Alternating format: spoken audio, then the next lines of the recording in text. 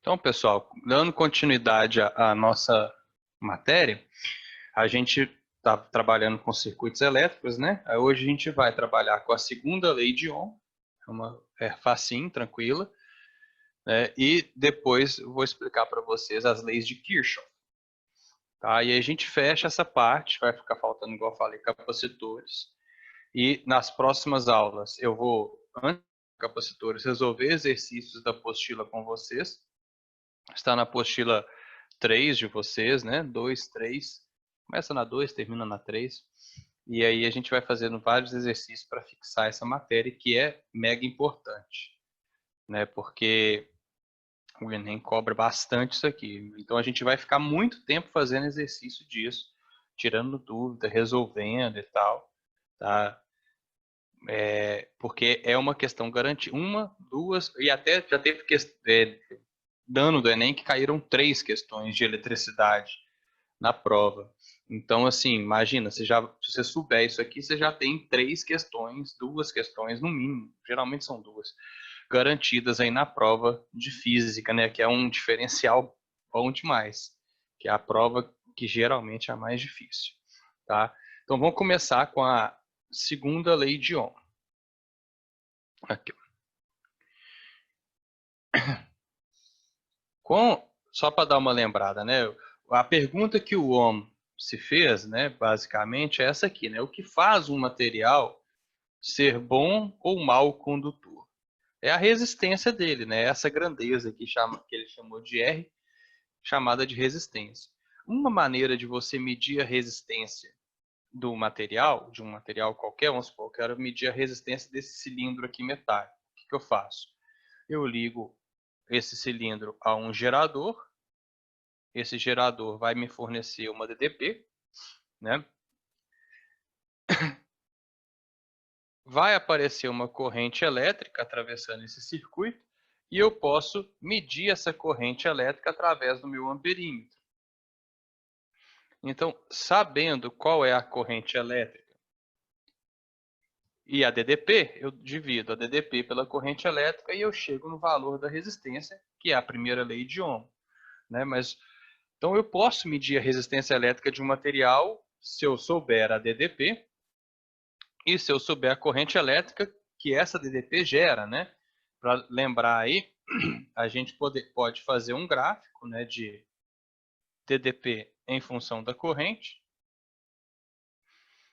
E a resistência elétrica ela vai ser, para os materiais ômicos, ela vai ser uma retinha, assim, uma linha reta qualquer, certo?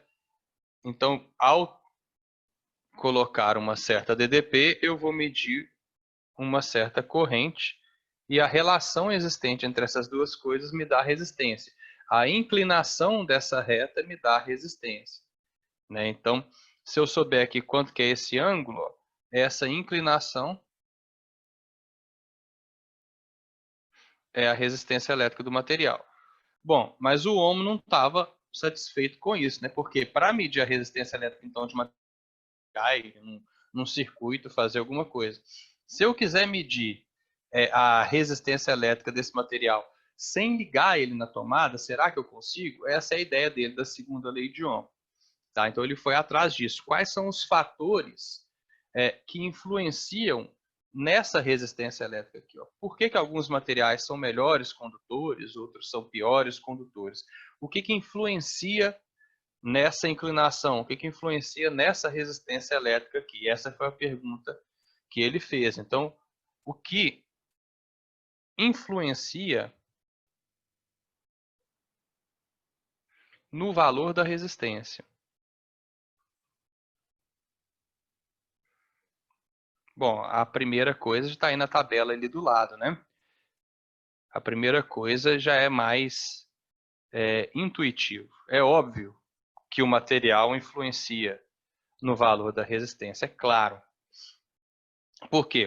Porque madeira não conduz da mesma forma que isopor, que não conduz da mesma forma que plástico, que não conduz da mesma forma que ouro.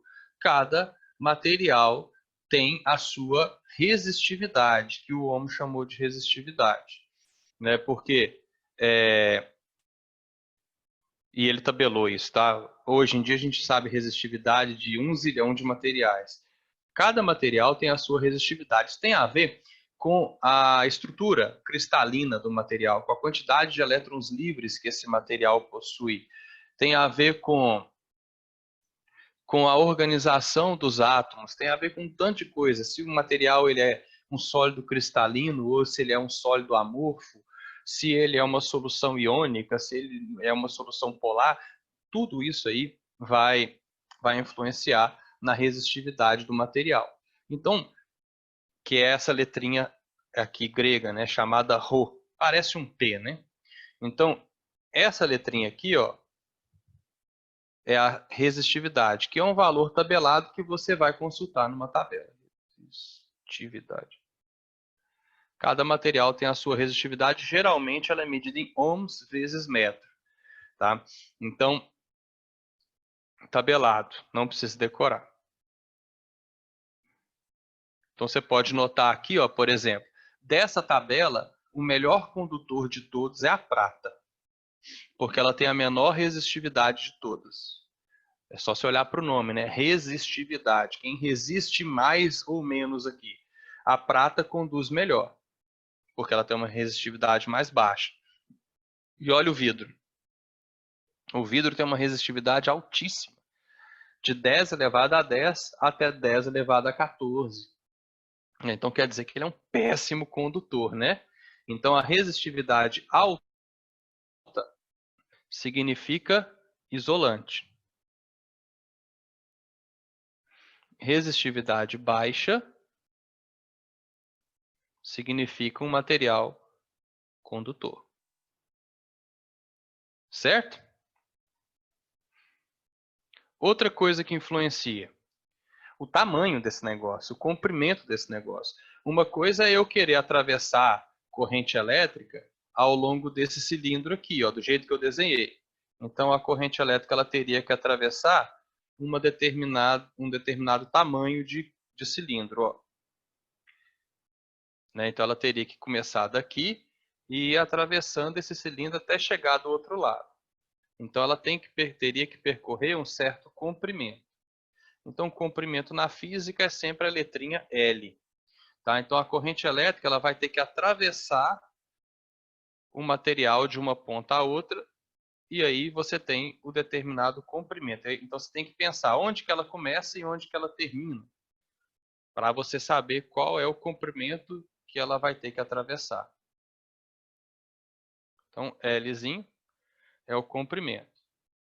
Aí, qual que é a unidade que eu vou usar esse comprimento? Depende da unidade da resistividade. Se a resistividade estiver em metros, o comprimento vai ser em metros. Quanto maior o fio, quanto maior o condutor, quanto mais metros a corrente elétrica tiver que passar, pior para você. A lógica é essa, não é? Tá? Então, a unidade do comprimento vai acompanhar a unidade da resistividade. Vamos escrever isso aqui para lembrar. A unidade acompanha. Porque às vezes, gente, tem resistividade em ohms vezes centímetro e tal. Então, você tem que acompanhar a resistividade.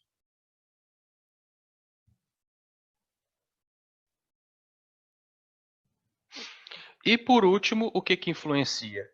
Isso aqui, ó, a área pela qual os elétrons vão atravessar. Essa áreazinha aqui, ó. Tá? Um condutor mais grosso facilita a passagem de elétrons através dele. Um condutor mais fino vai dificultar. Já já vou mostrar uma metáforazinha que eu criei para vocês entenderem melhor. Mas essa área, que depende do formato do condutor, né? Se o condutor for cilíndrico, por exemplo, essa área é a área de um círculo, que eu tentei desenhar aqui. Se esse condutor for do formato de um paralelepípedo, então essa área vai ser um quadrado, um retângulo e tal. Mas a gente chama ela de área de seção reta. Seção ou secção, tanto faz. A área de, vamos colocar o termo mais correto, secção. Seccionar significa cortar. Então, por exemplo, se eu tenho um cilindro, assim, ó, e eu corto ele, o que eu vou observar ao cortar ele? Eu vou observar um círculo, né? Se eu tenho um condutor que é isso aqui, né, ó, tipo um paralelepípedo, ao cortar ele, ao seccionar ele, eu vou ver um quadrado, um retângulo ou o que for, tá? Então depende da área de secção reta, a área de corte sua, para você trabalhar, para você colocar dentro da fórmula. E também a unidade acompanha a resistividade. Então, por exemplo, se a resistividade aqui está em ohms vezes metro, a minha área tem que ser em metro quadrado. Se a resistividade estivesse em ohms vezes centímetro, aí a área teria que estar em centímetro quadrado. E assim por diante. Tá? Então, quem manda nas unidades de medida vai ser a sua resistividade.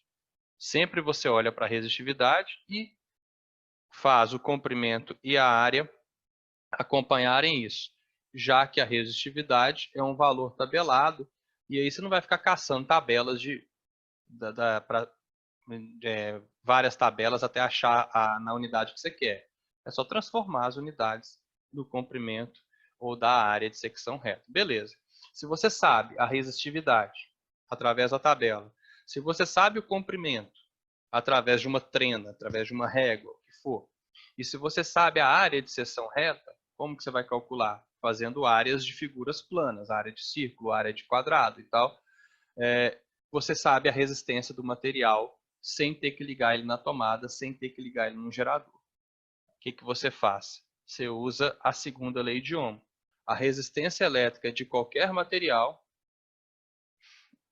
é sempre a resistividade vezes o comprimento dividido pela área. Eu vou mostrar por que cada letrinha está colocada aqui nesses lugares. Tá? Que é a famosa fórmula da rola. Porque essa letra grega aqui é Rho. O comprimento é o L e a área é o A. Então você fala que a resistência é a rola, ρL sobre A. Essa é a segunda lei de Ohm e é assim que a gente vai calcular as resistências elétricas dos materiais. Eu separei, lógico, alguns exemplos aqui de vestibulares para vocês entenderem, tá? Então o Ohm tem duas leis. Ambas são para calcular basicamente a resistência elétrica de um material. Uma delas é ligando o material na tomada e a outra, um gerador, né? Eu falo tomada, mas é um gerador. E a outra é você pegando, através da geometria e da composição do material, você calcula a resistência elétrica dele. Posso falar, a Lídia falou que é a rola caída, para lembrar que o A fica embaixo dividindo por ano. Então é a fórmula da rola caída, com o A caído, né? Boa, gostei. Tá, então, vamos só colocar isso aqui em evidência, para vocês lembrarem que essa segunda lei de Ohm aqui também é importante. E ela cai muito no Enem, assim, cai nos vestibulares, no Enem, porque é uma equaçãozinha que tira o sono dos alunos, né? Tá? Então vamos lembrar. A primeira é U igual a RI, ou do jeito que eu escrevi ali, para lembrar que ela foi feita para calcular a resistência, né? E a segunda é a forma da rola caída, para você conseguir calcular a resistência sem ter que ficar ligando o negócio dentro de um material, dentro num circuito elétrico qualquer. Eu falei que eu vou dar um exemplo, né? Fazer uma metáfora aqui para vocês entenderem essas relações aqui. É uma metáfora que eu criei, mas eu acho que faz muito sentido. Chama metáfora do corredor. O que é? Você vai imaginar que você está aqui, ó, querendo atravessar esse corredor. Então você é uma pessoa que está aqui na frente, ó. Você fala assim, eu tenho que passar por esse corredor ali, ó. Eu quero atravessar esse corredor. E esse corredor vai me oferecer uma certa resistência para atravessar ele. Por quê? Porque tem várias pessoas aqui dentro. Então, para atravessar esse corredor, eu vou ter que desviar das pessoas e eu vou ter que vencer, né, a resistência. Pensa na resistência elétrica desse corredor. Então, a resistência está associada ao corredor como um todo. Cada letrinha ali tem a ver com uma coisa desse corredor. Por exemplo, por que a resistividade ela é diretamente proporcional à resistência? Ó, colocar ambas setinhas para cima. A resistividade tem a ver com a organização dessas pessoas. Se você olhar, ó, elas estão totalmente organizadas de maneira aleatória. O material que é melhor condutor tem os átomos, que no caso são as pessoas, organizados de maneira melhor, que facilita a sua passagem através do corredor. Então, imagina que todas essas pessoas aqui dentro do corredor tivessem enfileiradas bonitinho, uma atrás da outra, igualmente espaçadas, obedecendo às regras de higiene pessoal da OMS, né? Espaçados 1,5 m todo mundo, um do outro e tal. Ia ficar facinho de você passar. A resistência elétrica ia ser muito baixa desse corredor. Agora, da maneira como eu desenhei, que está tudo bagunçado e tal, para você atravessar, você vai ter que fazer o quê? Caminhos tortuosos aqui no meio. Você vai ter que passar, desviar e tal. Isso dificulta a sua passagem. A atividade está associada com a organização dos átomos ali dentro, né? Então, essa aqui seria a organização das pessoas ali dentro. Entre outras coisas, tá? Mas é só uma metáfora.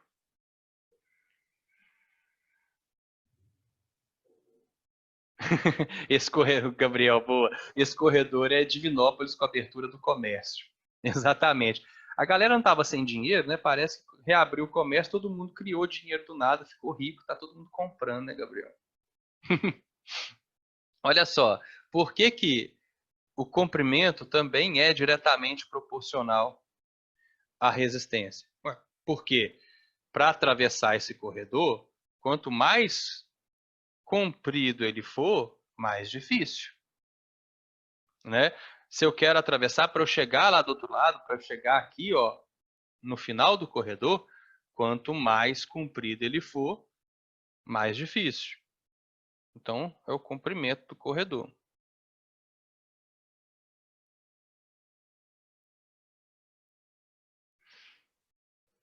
Isso, a Lorena perguntou aqui, quanto menor a resistividade, melhor a condução, né? Sim, resistividade é uma coisa que dificulta a condução. Então, quanto menor, melhor para a gente, né? E por que que essa área aqui está embaixo, né? Por que que ela é inversamente proporcional à resistência? Essa área é essa parte aqui toda do corredor, ó, né? É o espaço que você tem para atravessar esse corredor. Então, quanto mais largo esse corredor for, melhor para você, ó. Essa área aqui, ela facilita a sua passagem, né? Então, seria como se fosse a largura do corredor. Se você tem um corredor mais fino, isso vai dificultar a sua passagem através dele. Então, vamos pensar na área como a largura do corredor. Tá? Só para você entender de uma outra forma por que que essa formulazinha do Ohm tem as letrinhas estão nessas posições, né? A resistência elétrica ela é diretamente proporcional à resistividade e ao comprimento e inversamente proporcional à área, tá? Quem que perguntou mesmo foi a Lorena. Lorena, existe também a ideia de condutividade, mas não é muito usado não, tá? O que que seria essa condutividade? Deixa eu diminuir o desenho aqui para falar para vocês. Ela aparece muito pouco, mas é bom falar porque vai que aparece em algum exercício, né?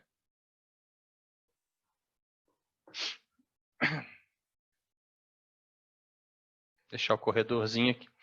Então, assim, posso falar também em condutividade. O R, o Rho, é a resistividade.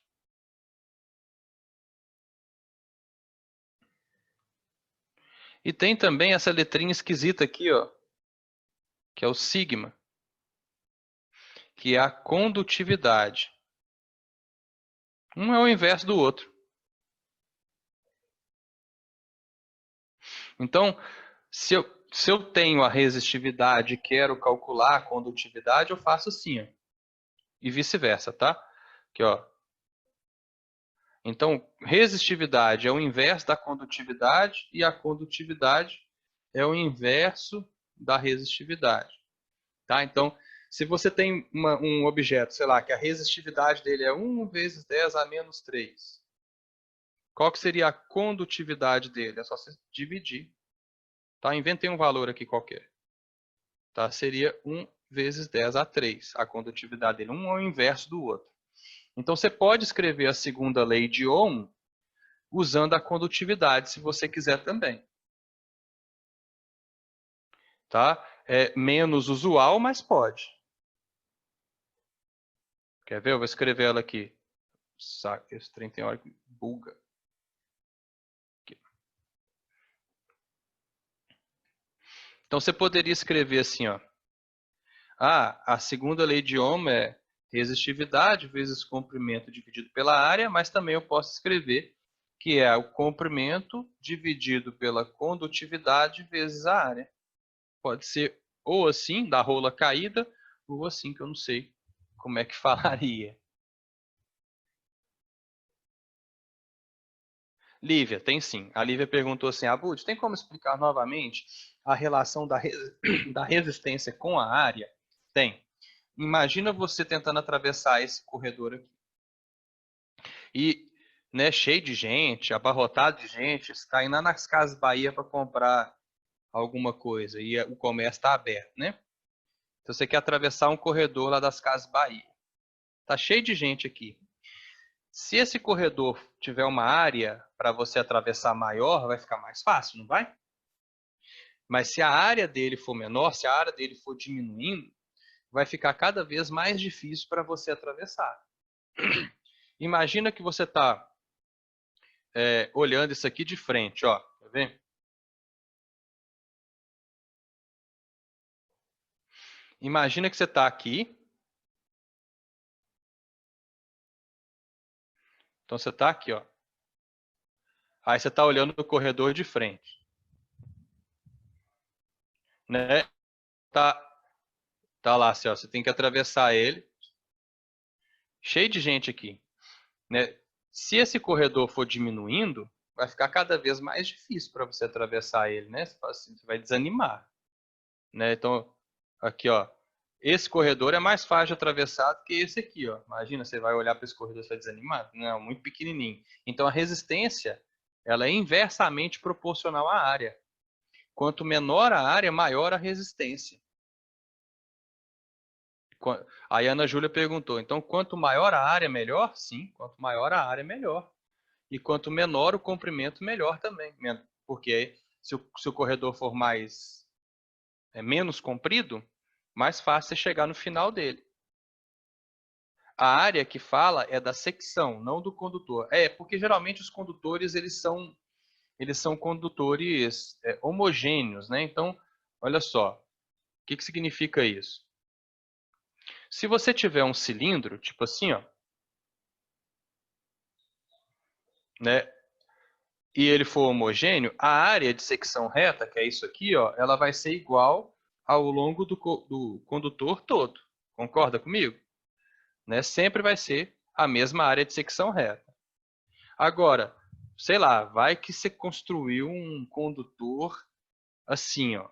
Sei lá porque você quis construir, mas você construiu um condutor assim. Então quer dizer que essa área de secção reta ela vai ficando cada vez o quê?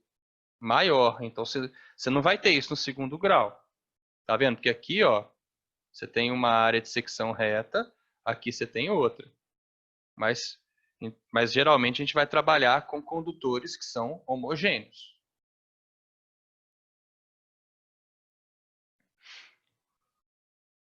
Isso. Aí o Lucas falou assim, mesma coisa de um fio mais grosso e um fio mais fino. Exatamente, olha só. Vamos comparar aqui. Imagina dois fios, basicamente iguais, ó. Um fio aqui, assim, e outro fio assim, feitos do mesmo material, tá? Eles possuem também o mesmo comprimento. Esse comprimento aqui é L, esse comprimento é L. Os dois são feitos de cobre, tá bom? Então, os dois são feitos de cobre. Se os dois são feitos de cobre, a resistividade, vamos chamar esse aqui de fio A e esse aqui de fio B. Se os dois são feitos de cobre, a resistividade do fio A é igual à resistividade do fio B. O material é o mesmo. Então, a resistividade é igual. O comprimento do fio A é igual ao comprimento do fio B. Porém, qual deles vai apresentar maior resistência elétrica? O A. Porque olha a área de secção reta do A e olha a área de secção reta do B. Como a área do fio é menor do que a área do fio B, a gente vai ter uma resistência elétrica, uma dificuldade maior de passar através do fio A do que através do fio B. Entenderam?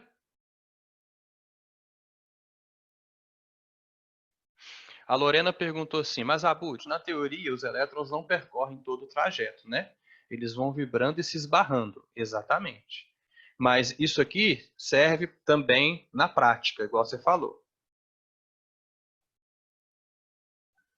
Lorena perguntando, por que então que não é mais fácil quando o fio é mais fino? Porque facilitaria o encontro e a vibração, mas aí ele aquece mais, Lorena, e o aquecimento aumenta a resistência elétrica dele. Porque, o Felipe perguntando, por que alguns fios de alta tensão são encapados e outros não? Todos deveriam ser encapados, tá? Aí, eles são encapados para evitar que um encoste no outro, mas às vezes, em vez de encapar os fios, o que você pode fazer? Você tem lá vários fios assim, né? Para você evitar que um encoste no outro, você passa uma barra aqui assim, né? Você prende eles numa barra de madeira e tal, para evitar que eles se aproximem um do outro. Já percebeu isso, Felipe? Depois olha nos postes aí perto da sua casa. Tem um espaçador entre eles. Se eles forem encapados, você não precisa desse espaçador, né? Mas a ideia é que deveriam ser todos encapados, né? Para facilitar. Entenderam aqui até agora? Pode perguntar. A ideia é fazer pergunta mesmo. E qual que é a diferença desses fios que ficam assim e daqueles fios que ficam meio que na horizontal, gente? Porque o poste está aqui, né? Ó, né? Aqui está o poste, outro poste está aqui. Tem fios que passam assim, né? E tem uns fios que passam aqui pela parte de cima do poste. Então eles ficam meio na horizontal. Qual que é a diferença dos fios que ficam assim na vertical dos fios que ficam na horizontal? Os fios da parte de cima são de alta tensão. Esses fios que passam aqui do lado do poste são de baixa tensão. Sabiam dessa? Então, se for para encostar, se precisar encostar, encosta nos de baixa tensão. Tá? Mais dúvidas? A ideia é perguntar mesmo.